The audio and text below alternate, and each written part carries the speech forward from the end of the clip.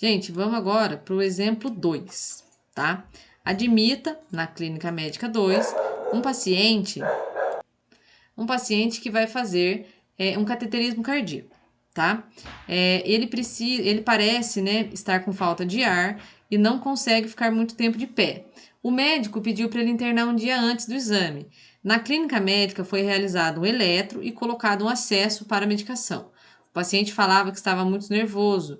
Ele veio de carro com a esposa e eles vieram de casa, tá? Então é muito comum quando o paciente vai fazer algum procedimento, um exame, uma coloscopia, por exemplo, ele ser internado antes. No caso aqui é um cateterismo cardíaco.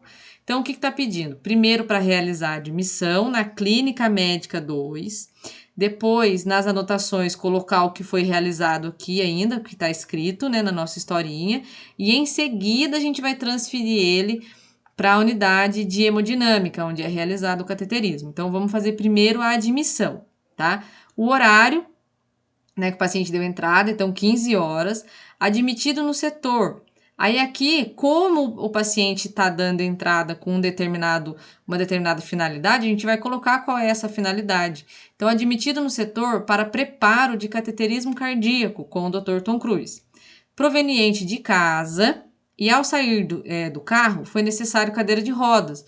Por quê? Porque falou que o meu paciente estava em pé, né, e estava com dificuldade de ficar. Meu paciente estava com falta de ar e ele estava com dificuldade para ficar de pé, né? Tava bem complicada essa parte. Então, quando ele saiu do carro, né, foi necessário pegar uma cadeira de rodas e ele estava acompanhado da esposa, tá? Consciente, orientado e dispneico, que tá aqui a informação para mim, ó, com falta de ar, tá? Instalado catéter de O2 a 3 litros por minuto, prescrito pela enfermeira Carolina Ferraz. Por que que eu coloquei aqui uma coisa que foi realizada dentro da admissão?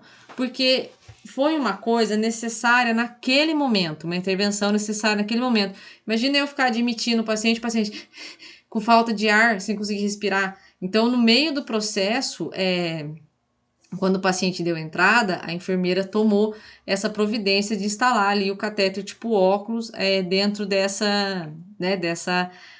desse volume, tá? Então, por isso que eu coloquei ali na admissão, que é para ficar ciente de que o paciente, quando ele chegou no hospital, eu já precisei colocar o oxigênio nele, tá? Porque ele não estava respirando muito bem. O paciente refere ansiedade e diz estar muito nervoso com o procedimento.